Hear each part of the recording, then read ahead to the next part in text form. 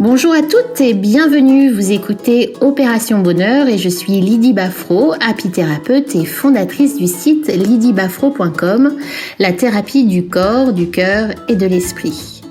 J'ai la chance de faire un métier riche de sens et d'accompagner des femmes sur le chemin d'une vie pleine de sens et d'équilibre.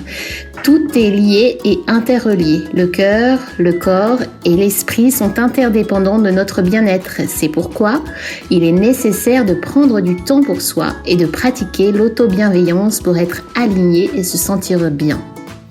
Aussi, et si ce n'est déjà fait, je vous invite dès maintenant à rejoindre mon club privé en suivant le lien que j'aurai mis sous ce podcast. J'ai même prévu un petit cadeau de bienvenue pour vous. C'est un outil pour l'esprit, une séance d'hypno-relaxation pour vous aider à mieux gérer votre stress et votre anxiété et donc vos émotions. Dans chaque épisode de ce podcast, je rencontre une femme inspirante pour qui les notions de bien-être et d'épanouissement personnel sont importants. On parle de bonheur, d'équilibre et d'harmonie dans la vie. Que font ces femmes pour aller bien? Quelles sont leurs richesses intérieures et leur parcours de vie? J'espère que cela vous donnera envie d'en savoir plus sur elles, mais aussi vous inspirera pour mener vous aussi une vie épanouie et heureuse. Car j'aime à le dire et à le répéter, vous êtes la personne la plus importante de votre vie et vous méritez à ce titre le meilleur de vous. Aujourd'hui, j'ai la joie d'accueillir Céline Deliget. Céline a le don pour voir le beau et capter les instants de bonheur. C'est une femme résolument optimiste, joyeuse et un peu magicienne. Elle fait un des plus beaux métiers du monde. Elle est photographe de mariage et réalise aussi des portraits de famille. Elle a cet œil d'artiste que j'affectionne tant et qui sait rendre beau et merveilleux la vie. Et je suis ravie de l'accueillir. Je suis curieuse de savoir comment elle fait pour être toujours aussi positive. Bonjour Céline, comment vas-tu? Bonjour Lydie, eh bien, écoute, ça va super bien, merci. Merci d'avoir accepté mon invitation. Et donc la première question que j'aime poser sur ce podcast, c'est connaître toi ta définition du bonheur. Alors, je dois te dire que j'ai pas mal réfléchi en sachant qu'on allait parler de ce sujet aujourd'hui. Ouais. Pour moi, le bonheur, c'est de donner de l'amour et d'en recevoir. C'est aussi de se sentir bien dans ses baskets, de parvenir à être soi tout le temps. Et principalement, je dirais, c'est de profiter de chaque moment, d'être présente à soi et aux autres. Ouais. Et du coup, toi, quels ingrédients tu utilises au quotidien pour arriver à ce sentiment de bonheur dont tu parles? Alors, en fait, j'utilise tout un tas de petites choses que j'ai apprises au fur et à mesure, soit de mes lectures, soit de discussions avec des amis. Je commence déjà dès le matin. J'ai mis en place une routine qui m'aide à vraiment bien démarrer la journée de façon positive. Cette routine, je me la suis créée en m'inspirant de 2 livres qui m'ont beaucoup apporté. Le premier, c'est Libérer votre créativité de Julia Cameron. Ah ouais, j'adore ce livre. C'est vrai, hein, ah ouais. Il est vraiment super. Et le deuxième, c'est Miracle Morning de Hal Elrod. Donc, j'ai pris un petit peu de choses à l'intérieur de ces 2 livres et je me suis créé mes petites habitudes. Donc, en général, le matin, je me lève environ 3 quarts d'heure plus tôt que mon fils. J'ai un petit garçon de 5 ans, donc qui se lève déjà assez tôt, mais j'anticipe et je me lève 3 quarts d'heure avant lui, histoire d'avoir du temps rien que pour moi. Je me lève, je prends un grand verre d'eau pour réveiller mon corps en douceur. Je mets toujours un petit peu de temps à vraiment émerger, donc ça m'aide. Ensuite, je m'installe confortablement, soit sur mon canapé, soit si j'ai la chance qu'il fasse beau, dans mon jardin. Ouais. Et je laisse mon esprit vagabonder un peu tranquillement. Voilà, je prends mon temps. Ma routine, c'est vraiment quelque chose de confortable et du coup, j'aime que ce soit détendu et je prends mon temps. C'est quelque chose que tu fais tous les jours ou c'est de façon occasionnelle? Alors, c'est quelque chose que je fais tous les jours, on va dire, à l'exception des journées vraiment particulières. Quand je suis pas chez moi, par exemple, quand j'ai dormi chez quelqu'un d'autre, j'ai plus de mal à le faire. Mais sinon, quand je suis à la maison, c'est vraiment tous les jours. Ouais. Super, et ça fait du coup, depuis que tu as lu ces deux livres-là, que tes rituels du matin ont changé, ou bien tu faisais ça déjà avant? Non, c'est vraiment en lisant ces deux livres-là, et en fait j'ai même fait évoluer finalement la routine, parce que j'ai lu d'abord celui de Julia Cameron, et donc j'ai commencé à mettre en place des choses, et puis finalement j'ai lu il y a peu de temps Miracle Morning, et je suis venue enrichir la routine avec ce deuxième livre. Donc on va dire que la routine telle qu'elle est aujourd'hui, sachant que je fais évoluer ça assez souvent, je l'ai mise en place depuis 6 mois, quelque chose comme ça, peut-être un peu moins. 6 mois, et tu ressens déjà les bienfaits de ces nouveaux rituels sur ton esprit ou sur ton corps même? Ah oui. Ouais. Alors, pour le coup, dès le jour 1, j'ai senti les bienfaits. Ouais. Vraiment. Ah, dès le jour 1. Ah ouais. Comment? Dès le jour 1, tu disais. Oui, tout à fait. Vraiment, dès le premier jour. En fait, je pense que c'est ne serait-ce que de prendre la décision de faire une routine le matin, ça m'a mise en joie.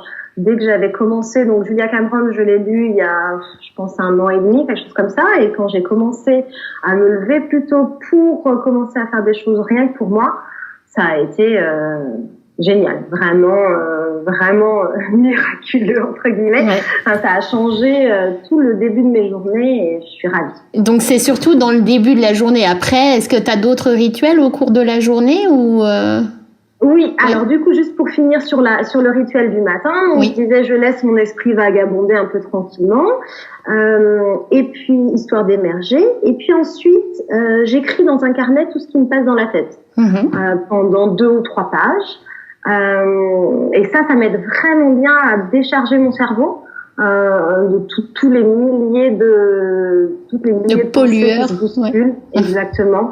Alors souvent quand j'écris, c'est pas construit, c'est toujours différent en fonction des jours. Des fois c'est très orienté boulot parce que c'est ça qui me trotte dans la tête. Des fois ce qui en sort, c'est des sujets plus personnels ou plus lourds ou des choses un peu profondes. Mais quoi qu'il en soit, quel que soit ce que j'écris pendant 2 ou 3 pages. C'est vraiment un vide cerveau. Ouais. Et je termine les pages avec 10 minutes, à peu près 10 minutes, un quart d'heure de visualisation, de projection. Comment est-ce que j'ai envie de me sentir aujourd'hui? Qu'est-ce que je voudrais faire? Alors c'est pas une to-do list. Moi qui suis une spécialiste des listes à rallonge, là c'est vraiment pas le but. C'est plutôt comment j'ai envie de me sentir, qu'est-ce qui me ferait plaisir d'avoir fait une fois que j'irai me coucher, enfin voilà, donc que du positif. Et tu le mets en place réellement après dans ta vie ou dans ta journée, ce que tu as écrit? Ça c'est. Alors oui, en général, en fait, ça m'aide surtout à mettre en place une dynamique positive de ma façon de penser pour la journée. Ouais. Ça m'aide à me dire, aujourd'hui j'ai envie, malgré, je sais pas, les 152 choses écrites sur ma to-do list, j'ai envie de pas être stressée, j'ai envie d'être détendue, j'ai envie de faire les choses une par une et de les faire bien. Et ben du coup, ça ancre ça en moi et je le ressens vraiment tout au long de la journée. Ouais. Et je rebondis sur ce que tu dis, Céline, c'est que tu vois, tu dis j'ai envie d'être détendue. Et souvent, moi, en consultation, quand j'accompagne des femmes, souvent elles disent je ne veux pas ceci, ou tu vois, elles incluent la négation dans leurs souhaits. Je ne veux pas grossir, ou je ne veux plus être stressée. Et ben le cerveau, lui, de façon cognitive, ne comprend pas la négation, et c'est pour ça que dans ce que tu veux mettre en place, c'est extrêmement important de mettre le focus sur ce que tu veux, quoi. C'est un peu comme quand tu es au restaurant, finalement tu dis pas je ne veux pas de ceci, je ne veux pas de cela, tu choisis ce qu'il y a sur la carte. Et ben là c'est pareil, dans tes intentions, il faut absolument que tu tournes ça de manière positive. J'ai envie d'être détendue, j'ai envie d'avoir confiance en moi, ou tu vois, c'est un peu et j'en parlais dans ma précédente interview. D'ailleurs, je vous invite à aller l'écouter. Ou avec Sophie Vinclair du blog Bien dans ses chaussures, on parlait de l'importance des phrases positives, et que ça impactait en fait véritablement la journée, quoi. Quand tu dis Céline, j'ai envie d'être détendue, le cerveau comprend et va te donner ça. Exactement. Et ça, c'est vrai que c'est quelque chose que je me force à faire. C'est pas hyper facile spontanément. Moi, je sais que j'ai été habituée, comme plein de gens, à dire non, mais ça je veux plus, ça je veux pas, etc. Donc c'est déjà un pas vers ok, j'ai envie de changement. Mais en fait, exactement comme tu dis, pour l'ancrer et pour que le cerveau l'entende, je me force à formuler les choses de façon positive et véritablement à orienter ma pensée sur ce qui me fait envie, sur là où je veux aller et sur des choses construites et positives. Et alors, du coup, dans ton métier de photographe, que moi j'admire franchement, parce que tu as vraiment cet œil d'artiste dans ton travail qui me fascine, qu'est-ce qui te donne du bonheur dans ton métier de photographe ? Alors, moi, je me nourris énormément de rencontres. D'échanges et du coup dans ce métier j'ai beaucoup de chance parce que je rencontre énormément de monde, des personnes très différentes, mais toujours dans des contextes joyeux et heureux. Je rencontre des gens qui vont se marier et puis après je les suis pendant leur mariage. Je rencontre des familles pendant des moments qu'elles choisissent de s'offrir pour se créer des souvenirs, et ça c'est pareil, c'est vraiment une grande source de bonheur.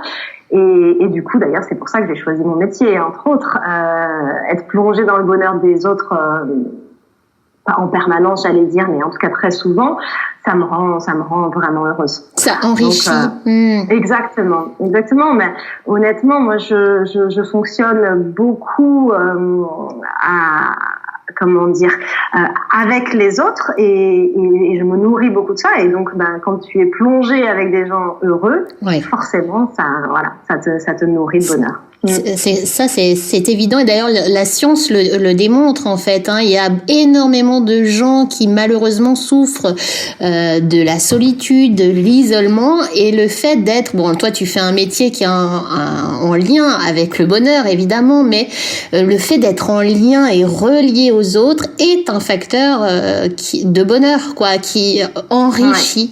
Et c'est pour ça que c'est très important de nourrir aussi son cercle social, de sortir, de partager, de parler avec les autres donc ça c'est vrai que toi t'as cette chance là, c'est que tu touches les instants les plus importants d'une vie comme la naissance, le mariage, et donc forcément comme tu le disais très justement, t'es plongé dans le bonheur C'est ça.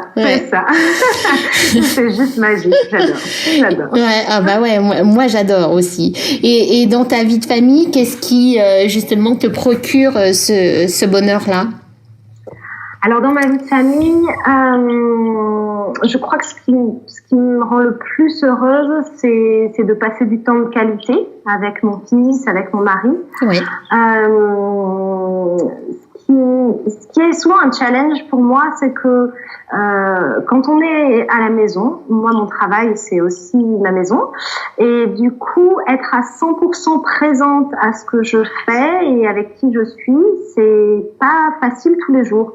Donc au fur et à mesure du temps, même chose, je me suis un petit peu cadrée, et donc aujourd'hui je me force par exemple à m'éloigner du téléphone, à pas rentrer dans le bureau quand je suis avec mon fils ou avec mon mari, pour vraiment switcher en mode détente et être à fond sur ce que je fais, sur ce que j'ai envie de faire à ce moment-là. D'être avec eux, en fait. C'est ça, d'être dans l'instant présent, c'est ça. Exactement. Et donc, typiquement, avec mon mari aussi, c'est même encore plus compliqué parce que lui aussi travaille de la maison. Et en plus, on partage l'activité de photographe. Donc, ce qu'on fait, c'est que physiquement, on sort. On va dans le jardin, on va faire une balade, on va faire une activité en commun, mais ailleurs. Et on se met j'allais dire règle, mais le mot est un peu fort, mais en tout cas, on essaye de tendre vers le fait de ne pas parler travail dans ces moments-là, pour pouvoir être vraiment présents ensemble et apprécier ce qu'on fait dans l'instant. Pour moi, c'est ça. Là où j'arrive à ressentir le plus le bonheur, c'est quand je suis à 100% présente à ce que je fais avec les gens avec qui je suis. Donc, typiquement, dans ma famille, ça, c'est le plus important. Et je dirais que la deuxième chose, ce qui m'aide instantanément quand, par exemple, j'ai un petit coup de mou ou que voilà, j'ai l'esprit trop préoccupé, je demande un câlin. Ouais, mais tu vois, c'est vrai, le contact aussi dès la naissance, hein, d'ailleurs, le contact, on préconise aux mamans de masser leur bébé parce que ils ressentent ça. J'allais te parler du corps, Céline. C'est que là, on parle de l'émotion, de ce que l'on fait, etc. Mais dans le corps, le fait de ressentir le câlin, ça donne énormément de joie, et de bien-être aussi, ouais. On se sent entouré. Exactement. Ça me redonne toujours de la force, des câlins, des bisous. Ça me reconnecte à mon essentiel, à qui je suis, avec qui je suis, et tout de suite la pression ou les tracas, s'envolent.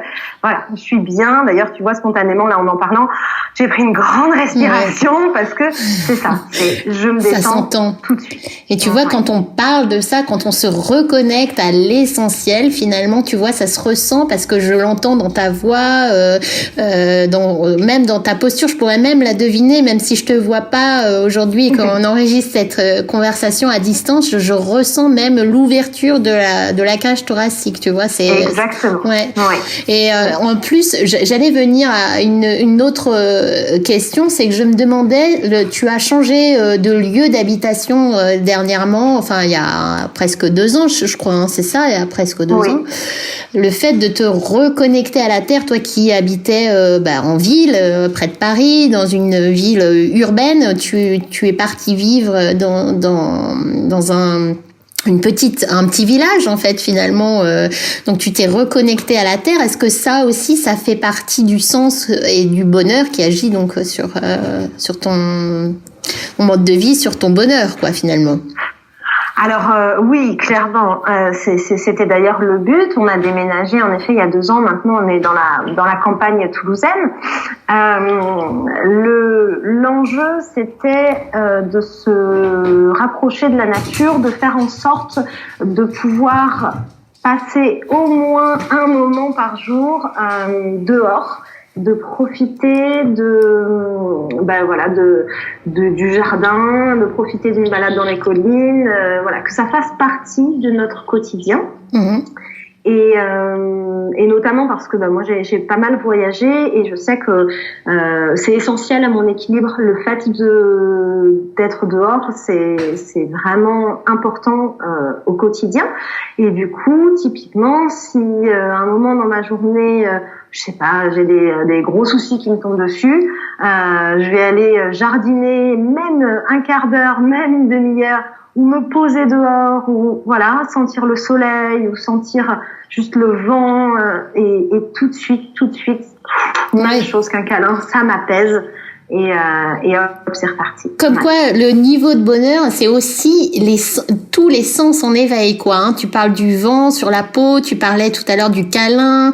C'est pas que des émotions, c'est aussi kinesthésique le niveau de bonheur, quoi.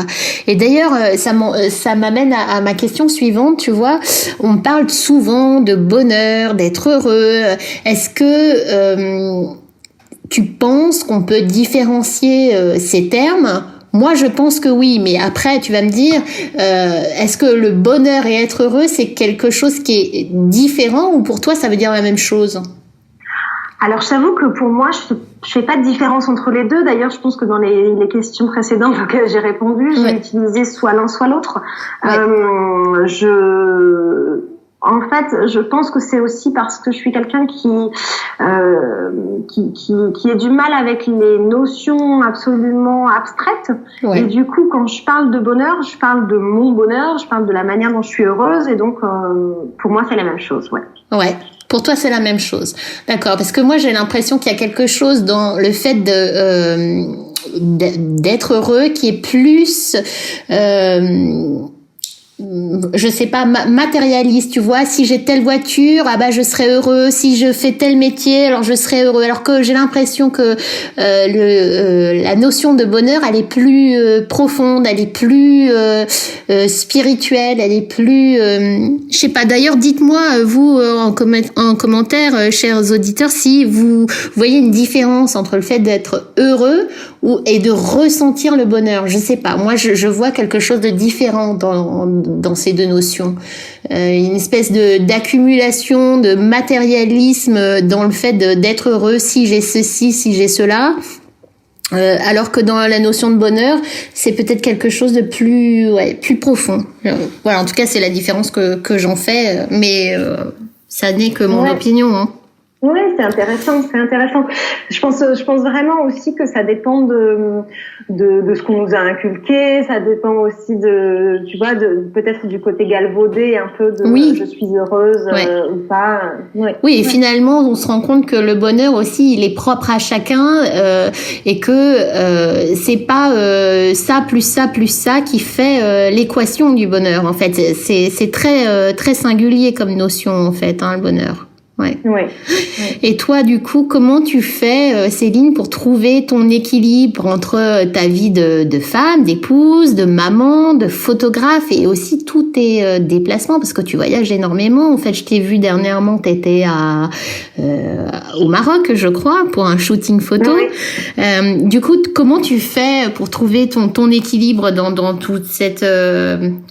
tu parlais tout à l'heure des listes, que tu faisais pas mal de listes pour la décharge mentale, mais comment toi tu fais pour trouver justement l'équilibre, voilà, dans tous ces rôles-là finalement? Ouais.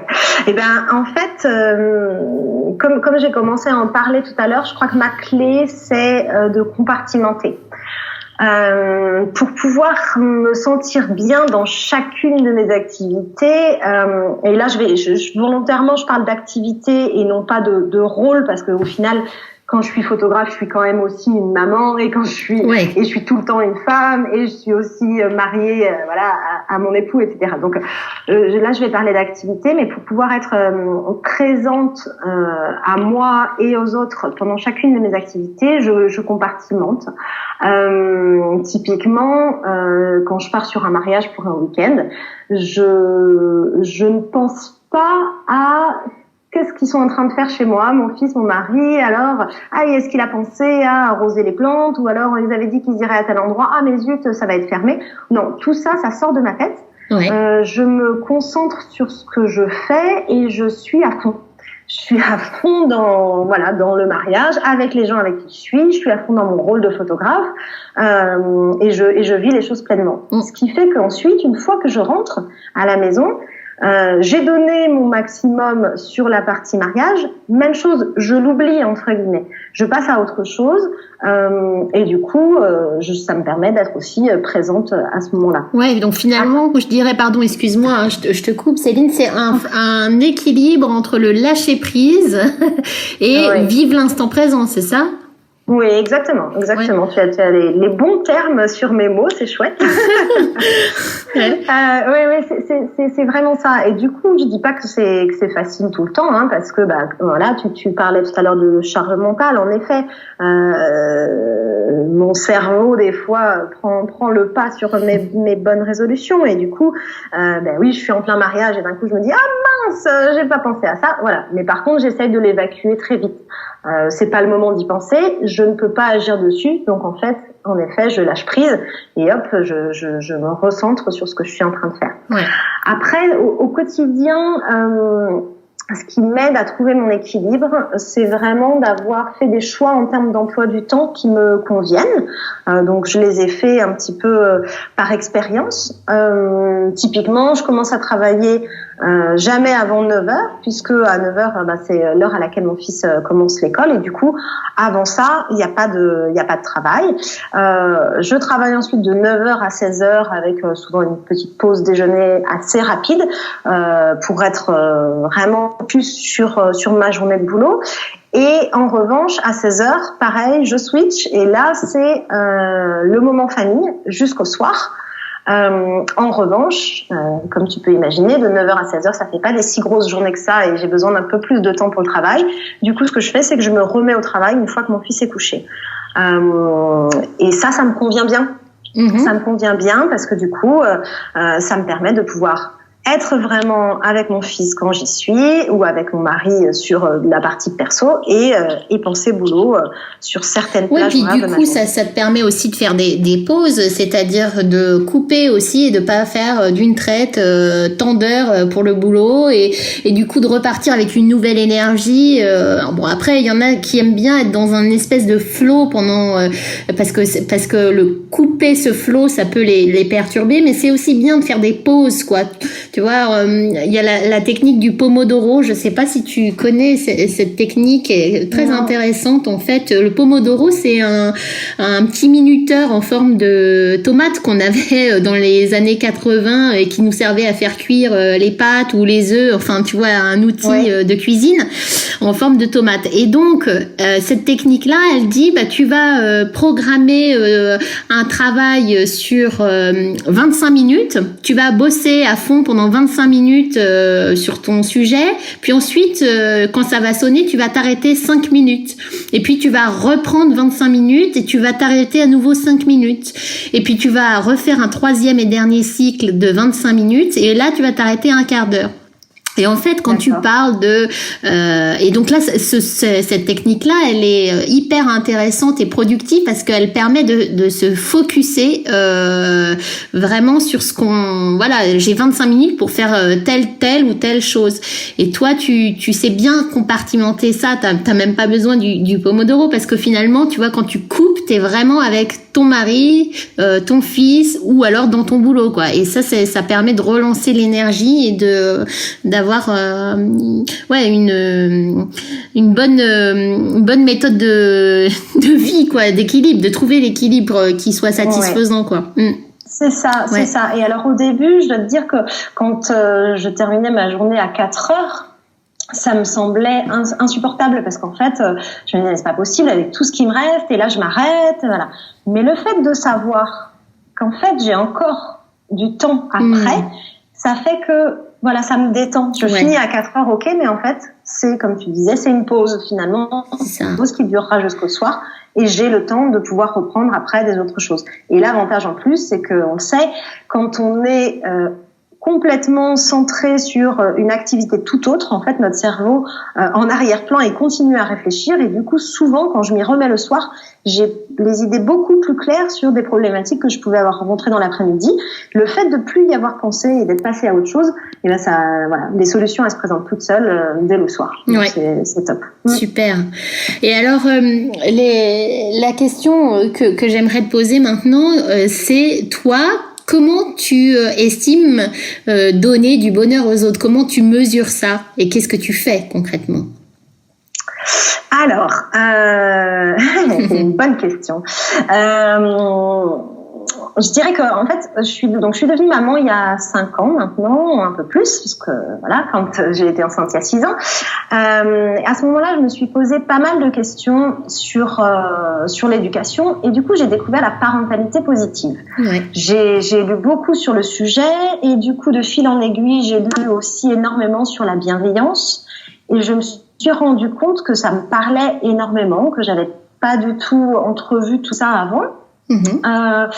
Et que ça me parlait non pas seulement en tant que maman mais en tant que personne et du coup j'ai encore creusé. Alors je suis une grande lectrice, donc c'est vrai que quand il y a un sujet qui m'intéresse j'ai tendance à lire pas mal de livres.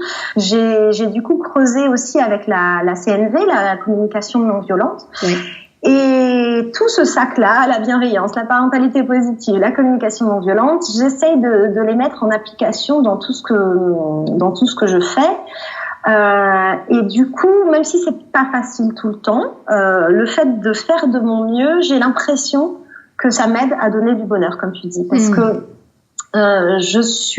j'essaye d'être au maximum dans le respect de l'autre, de le laisser s'exprimer, d'entendre ses besoins, et du coup, ça me laisse ma place à moi pour être moi et ça lui laisse sa place à lui pour être lui. Et donc avec tout ça, j'ai l'impression que oui, ça m'aide à donner du bonheur aux autres, à les laisser être eux-mêmes. Comme je disais, moi j'ai l'impression que le bonheur c'est pouvoir être soi tout le temps. Ouais. Et du coup, comme j'essaye de laisser la place à l'autre pour être lui-même, j'ai l'impression de lui donner l'occasion d'être heureux. Ouais. Mais ça c'est très important ce que tu dis, hein. Lui donner la place pour être lui-même, c'est aussi donner à l'autre cette liberté d'être et de s'épanouir en tant qu'être humain en fait finalement. Ouais, c'est vrai. Ça. Non, c'est super, merci.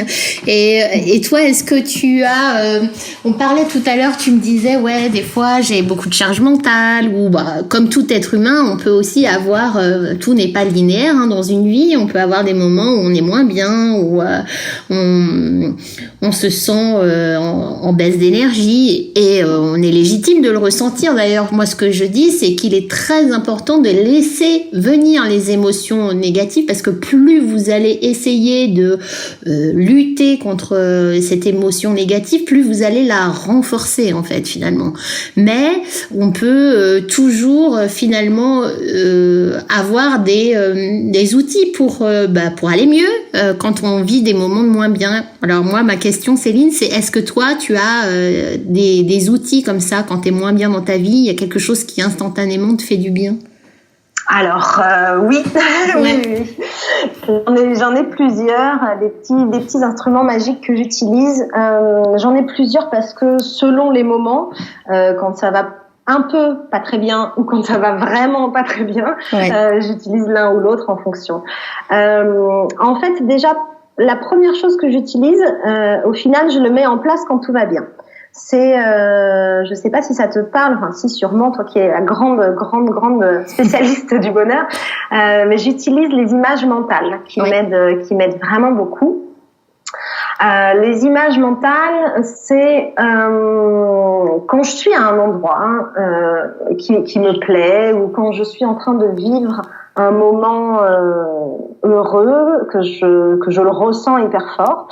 La première chose, c'est que j'exprime ce que je ressens, je dis ma reconnaissance. Donc typiquement, si je prends un exemple qui m'arrive souvent, j'ai la chance de prendre des séances photos dans des lieux magnifiques, je vais dire à voix haute, je vais dire oh là là, mais c'est génial cet endroit, j'adore, je suis super contente d'être là, voilà. Le fait de l'entendre déjà, ça me nourrit et à ce moment-là, je vais l'ancrer dans mon corps. Je vais ancrer ce que je ressens, ce que je vois, ce que j'entends, etc. Et je vais y associer un petit geste particulier. Donc, par exemple, je continue mon exemple de ce lieu magnifique, voilà, qui me plairait. Je vais faire un petit geste que j'aurais pas tendance à faire dans la vie normale. Donc, on va dire, je vais pincer mon petit doigt avec mon pouce ou avec mon autre main. Et je vais le pincer fort et je vais faire ça pendant quelques secondes. En ayant en tête que ce geste-là, je veux l'associer à ce que je suis en train de ressentir.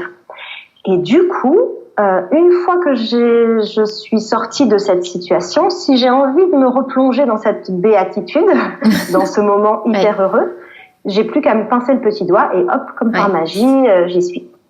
Ça, c'est quelque chose que j'utilise vraiment très souvent. Donc maintenant, je commence à avoir une petite bibliothèque intérieure de moments heureux. Et vraiment, je l'utilise principalement sur des coups de blues. Voilà, quelque chose qui me contrarie, où je sens, voilà, ma journée est pas terrible et tout ça. Me dire, attends, je peux facilement me replonger dans quelque chose de beaucoup plus positif. Qu'est-ce que j'ai envie de ressentir? Ah oui, la fois où j'étais dans ce lieu, où je me sentais sereine, voilà. Donc selon l'énergie que j'ai envie de déployer à ce moment-là, j'utilise ça. Ça m'aide vraiment bien. Ouais. Après, l'autre chose qui m'aide beaucoup, c'est de prendre soin de moi physiquement. Alors typiquement, moi, j'adore prendre des bains. C'est vraiment un élément, l'eau dans lequel je me sens très très bien, et donc c'est moins facile à faire que juste de se pincer le petit doigt, mais je sais que sur une journée un peu pourrie, le soir, je vais me prendre un bain. Je vais mettre peut-être une musique douce, enfin voilà, me créer le calme dont j'ai besoin et profiter de ça pour pouvoir me recentrer. Ça, c'est quelque chose que je fais pareil, assez régulièrement, mais évidemment, faut avoir à disposition une baignoire. Donc, Ça arrive pas tout le temps. En revanche, quelque chose que je peux faire facilement et qui me parle beaucoup à moi, qui est vraiment très nourrissant, c'est chanter ou danser. Chanter à tue-tête. Ouais. Vraiment. Voilà, je mets une chanson sur les oreilles que j'adore et dont je connais à peu près les paroles, ou même que je chante en yaourt. Mais j'y vais, quoi. J'y vais, et en fait, ça libère, ça, pour moi, en tout cas, cet effet-là, de faire sortir toutes les émotions négatives. Et donc, tout est à l'extérieur, tout est en dehors. Et l'énergie, voilà, je me recharge en énergie. Et même chose au niveau de danser. Ouais. Et alors, ça, je te dis pas que je vais faire une choré, hein. Au contraire, plus c'est n'importe quoi et plus ça remplit son rôle. Pour me lâcher, en fait, tout ça, c'est vraiment, voilà, libérer et danser n'importe comment, comme si personne ne me regardait. D'ailleurs, en général, personne ne me regarde. Donc voilà, ça me fait vraiment du bien. Ah, ça, c'est génial. J'adore. Ces clés que tu donnes, parce que le premier, c'est la gratitude, déjà d'être content de ce qu'on a, de voir ah ouais, j'ai trop de la chance, il se passe ceci, et même sur des petites choses, parce que moi j'encourage aussi les personnes que j'accompagne à voir même des petites choses, une personne qui vous tient la porte au restaurant, le train qui arrive à l'heure, c'est hyper important d'avoir cette gratitude, quoi.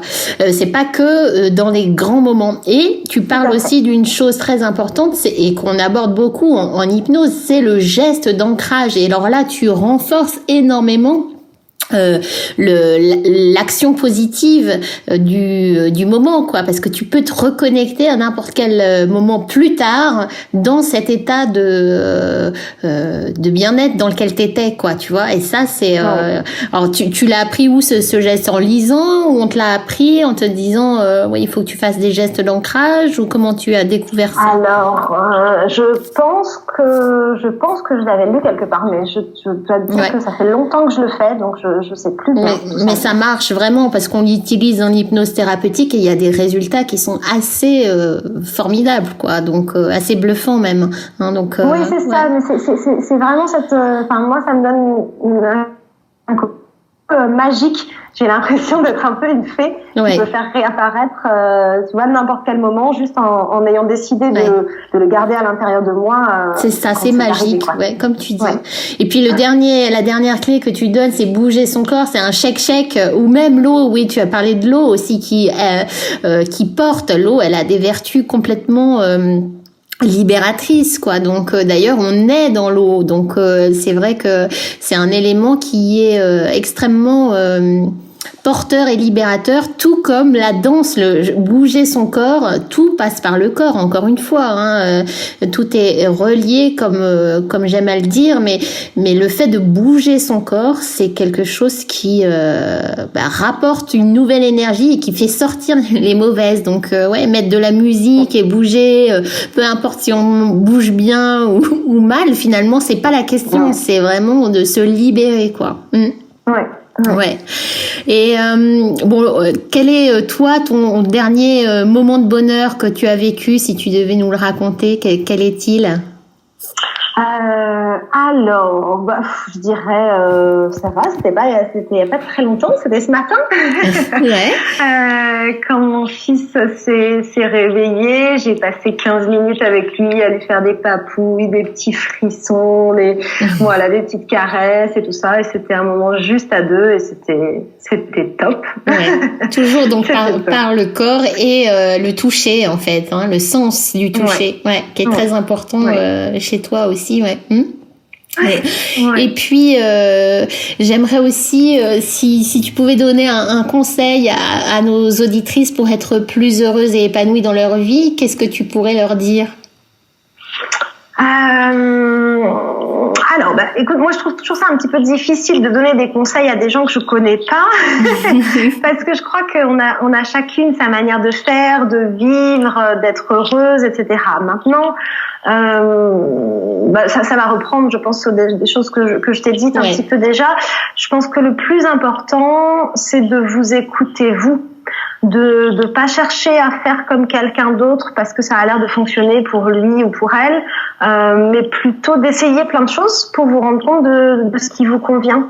Ce qui est sûr, c'est de vraiment, comment dire, je pense qu'il faut vous rendre compte, et Lydie, tu l'as dit en introduction, vous êtes la personne la plus importante de votre vie. Et vous êtes vraiment importante. Il n'y a pas, il n'y a pas plus important que vous dans votre vie, si je dois le reformuler. Et du coup, si aujourd'hui, en nous écoutant, vous vous sentiez en petite forme, peut-être que vous pouvez juste prendre un papier, un crayon, lister tout ce qui vous fait plaisir dans la vie, tout ce qui vous fait sourire, tout ce qui vous fait rire, tout ce qui vous réchauffe le cœur, tout ce qui vous nourrit.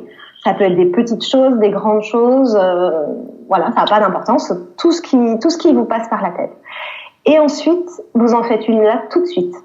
Dès que vous avez fini votre liste, vous choisissez quelque chose peut-être de faisable, parce que si vous avez dit que ce qui vous remplit et ce qui vous nourrit, c'est de monter tout en haut d'une montagne, et peut-être que vous n'habitez pas juste à côté de la montagne, donc ça sera compliqué, mais il y a forcément quelque chose dans votre liste que vous pouvez faire tout de suite. Ouais. Et puis demain, vous pourrez en faire une autre, et puis encore une. Je crois vraiment qu'on peut choisir d'être heureuse. Ça veut pas dire que ça marchera à chaque seconde, ou même que ça sera le cas chaque jour. Mais si vous faites le choix d'être heureuse, que vous le gardez en tête, que vous le gardez dans votre cœur, vous allez vous insuffler cette magnifique énergie, et vous allez l'insuffler dans votre vie, et à partir de là, vous verrez, c'est gagné, en fait. Waouh, merci. Ah oui, franchement, c'est un super conseil, et c'est vrai que l'importance d'être connecté à soi, y a pas mieux, en fait, finalement. C'est ça, d'être à son écoute et de s'entendre, finalement, peu importe la vie d'un tel ou d'une telle, ou même de ses senseurs internes, il faut écouter son cœur et l'ouvrir, quoi, et surtout agir maintenant.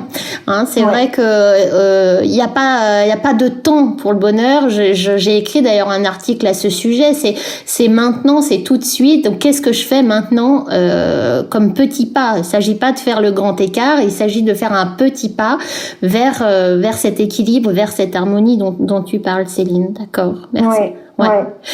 Et est-ce que, je vais terminer ce podcast avec la question que je pose à chacune de mes invités, c'est est-ce que tu as un mantra dans ta vie, une petite phrase qui te guide? Alors, à vrai dire, j'en change assez souvent selon les moments. Donc, je pourrais pas dire que ça me guide dans toute ma vie, mais en tout cas, je peux te dire celle qui me guide en ce moment. C'est soit le changement que tu veux voir dans le monde. Ouais. Parce que je me suis rendu compte il y a quelque temps que je suis, moi, Céline, la principale actrice de ma vie. Ouais. Et donc, j'attends plus des autres qu'ils changent. Je choisis de moi changer mes attentes ou mes comportements vis-à-vis d'eux, et j'avance. Voilà. Super. Merci. Merci beaucoup donc à Céline d'avoir partagé son parcours avec sincérité, ses recettes du bonheur, et puis tout ce qui fait qu'elle est unique. Donc si vous avez envie de la suivre et de découvrir son travail que moi je trouve remarquable, eh bien c'est très simple, il vous suffit de vous rendre sur son site célinedeliget.com et sur ses réseaux sociaux @célinedeliget. Vous pourrez découvrir ainsi tout son merveilleux travail et puis la personne qu'elle est. Moi, eh bien, je vais vous remercier. Je te remercie, Céline, d'avoir accepté mon invitation sur le podcast Opération Bonheur. Et merci beaucoup à toi. Merci Céline. Et puis, eh bien, si cet épisode vous a plu, abonnez-vous au podcast sur SoundCloud pour être notifié des nouveaux épisodes d'Opération Bonheur. Partagez-le sur vos réseaux sociaux, ça permettra à d'autres de le découvrir plus facilement. Et puis, pour ne rien manquer de mon actualité, eh bien, abonnez-vous à mon club privé en téléchargeant ma séance d'hypnorelaxation gratuite en suivant le lien sous le podcast. Et enfin, eh bien, pour celles que ça intéresse, sachez que je propose aussi un accompagnement en privé, en cabinet à Paris, ou bien même en visioconférence pour être bien dans votre vie, être bien aligné au niveau du cœur, du corps et de l'esprit. Voilà, vous pouvez aussi me contacter sur mon site directement et je serai ravie d'échanger avec vous. Merci et à très bientôt pour un nouvel épisode.